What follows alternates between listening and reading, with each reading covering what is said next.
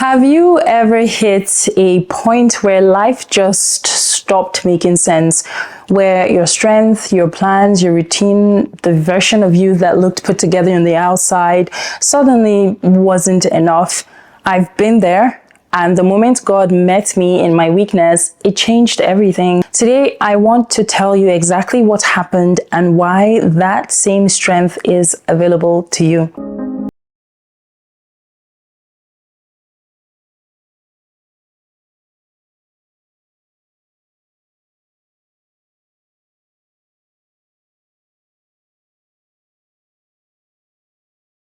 To the channel. If you're new here, my name is Nikki.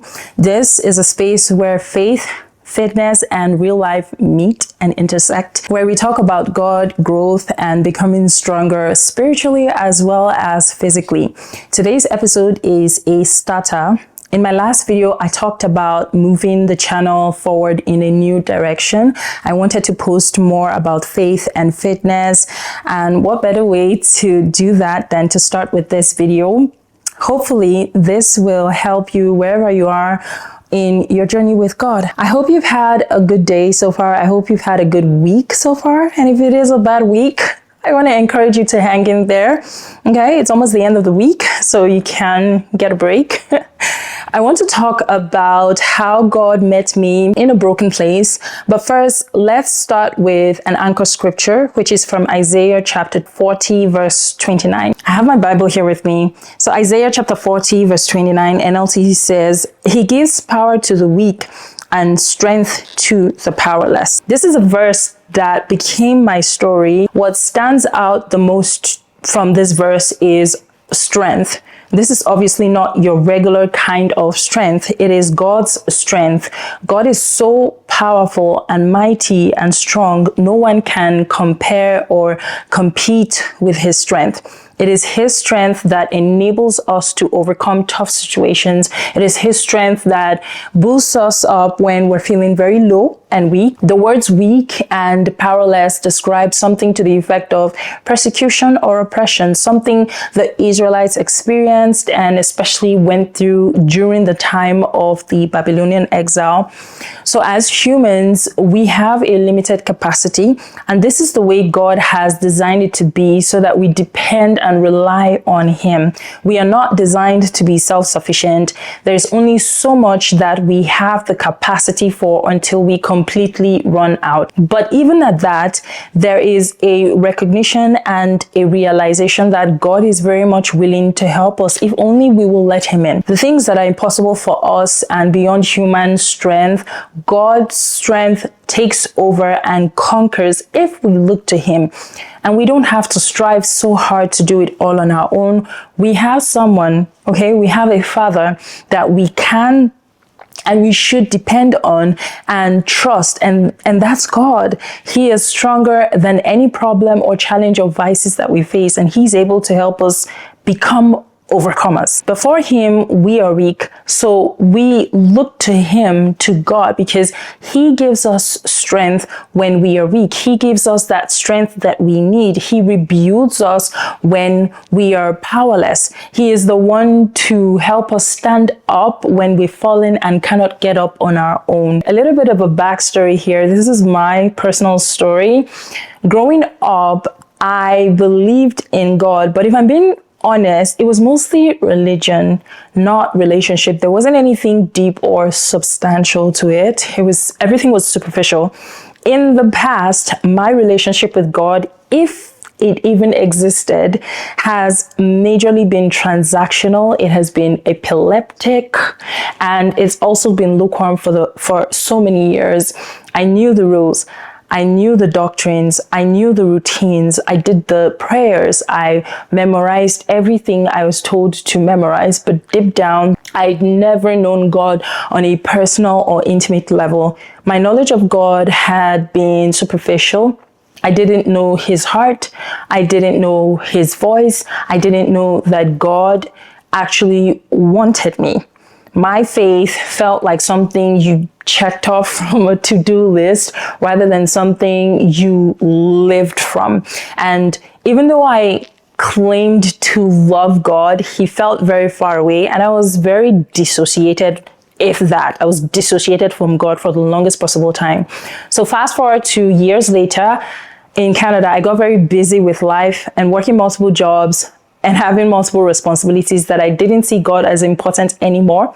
I was very consumed with my job. Work became an idol. So I started worshiping my job.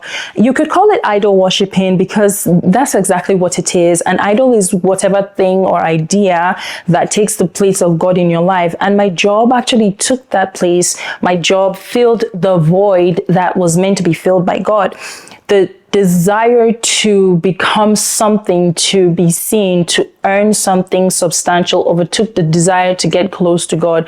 Like there was just no desire at all to approach God, let alone build any kind of a meaningful relationship with Him. On the outside, I looked fine. I looked like I had everything going well for me, but on the inside, I was pretty much exhausted. So in late 2023, the job stopped coming. This same job that was my source ran dry and I wasn't getting anything from it. I had my very first direct encounter with God in November of that year. One day I was in my room in my former apartment. I was just sitting on the bed. I was completely exhausted at this point. I'm going to digress for 2 seconds here and say that this is the thing with being lukewarm. It is extremely exhausting to be lukewarm in your faith. I don't know how to describe this level of exhaustion because physically you look fine and it looks like everything is fine, but on the inside, everything is not okay. It is not okay on the inside. It is a riot. It is worse than chaos. It is calamity on the inside. So I'm sat on the bed and my mind was racing. My thoughts were just causing my head to spin. Through all of that ruckus going on, I heard a voice say, "My child, open your Bible and start reading. Get to know me." It was a very quiet voice. It sounded almost like a whisper, like someone whispered something to me, but it had authority, and that was what made that voice to stand out. It permeated through the noise going on in my head so that it was the only distinguishable thing out of everything else in my head. I'm not gonna lie, I almost thought I was going crazy. I thought I was going crazy. Like, I thought I had imagined that voice. I was the only one in my apartment. I was living alone, so I don't expect to hear voices, but it felt like someone was speaking directly to me. I'm just looking around confused, like, what's going on here? Like, who is talking? And I heard the exact same voice a second time. It said the same thing as the first. Open your Bible and start reading. Get to know me. Then I knew that was the first time I had encountered God.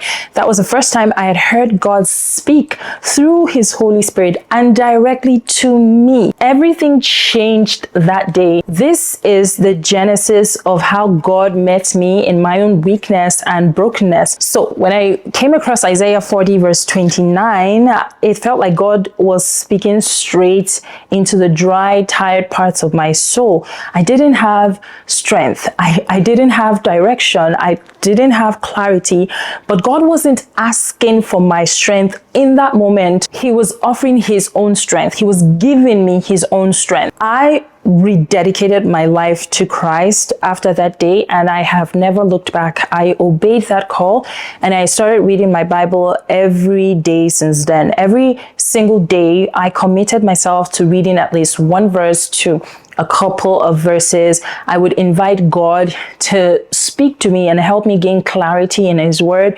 Every day I get to hear God's voice. I get to hear Him speak as I read my Bible. It's been a wonderful experience, and it still is, even to this very day. It was in that broken place when I felt the most powerless that I realized something important.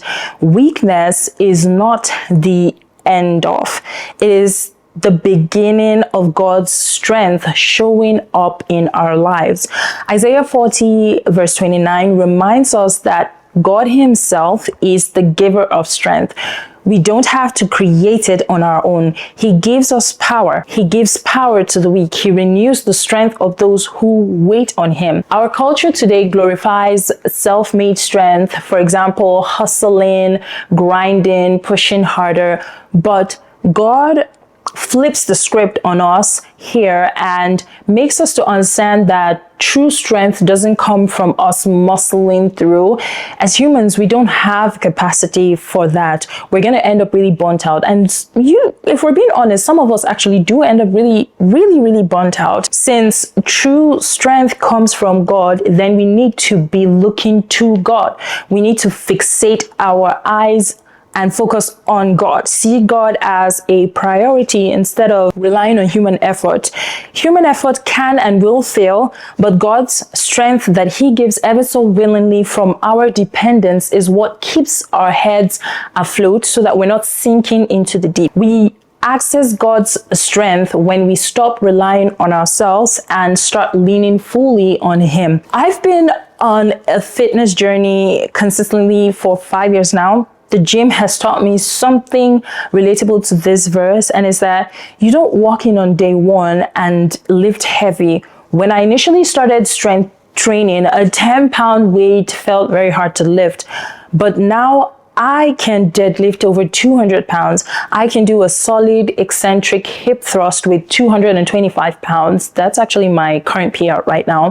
When I started running 1K, the first kilometer was a very hard task to accomplish, but now I'm able to go as far as a marathon, which is 42.2 kilometers, and that is my highest distance in one sitting. So basically, you start small, you build over time, and you let the process shape you. The same is true spiritually. God strengthens us through consistency, through trust, and through surrender. We train our faith the same way we train our bodies. Take a look at athletes, for example. Athletes in the peak of training and conditioning have limited capacity.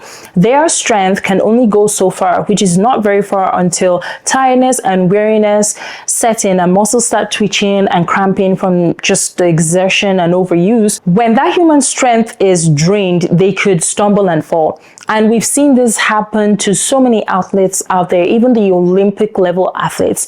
And then, when they go so hard, then they buckle and crash under the weight of their own effort. God's word says that it is those who hope and trust in God who will find new strength. And you can find this in verse 31 if you read further down the chapter. Those who know that God is in control, who trust that God is in total control of everything, will draw strength from him, which in turn gives the ability to persevere till the end. When it seems that life has become chaotic and confusing, even tiring, switch the direction of your focus. If you've been so self-reliant on your own efforts that you're starting to run dry and wear out and tire out, it is time to switch things up. It is time to look to Jesus, to surrender to him and invite him in. God's strength can be made perfect for you. God is above all our circumstances and situations. There is hope, which we can find when we look to Jesus, when we invite him in, when we let go and let him take over. He rebuilds us in strength and takes us exactly where we need to be. It is his strength that helps us to overcome the battles that we face even on a daily basis. So whether you're lifting weights like me, going for a run, or just trying to make it through the day, remember that God meets us in the ordinary. He meets us in our weakness, and he renews us with his strength. To end this episode, I'd like to say a little prayer to anyone who is watching right now and feels very weak, who is going through a rough season where they feel helpless and powerless. I pray in the name of Jesus, amen. Heavenly Father, I want to thank you for today. Thank you for this word, and thank you for the lives of anyone who came across this video. Lord, I pray for your mercy upon them. May you show them your mercy and renew them. Father, I pray for your divine strength over them and over their circumstances. You are the greatest God, and there is none like you. Reveal yourself to them so that they may truly know you and encounter your presence, your strength. Open their eyes and ears to your word and to your voice. Open their hearts to you so that they may recognize you as the one whose power is absolute and above any kind of human capacity.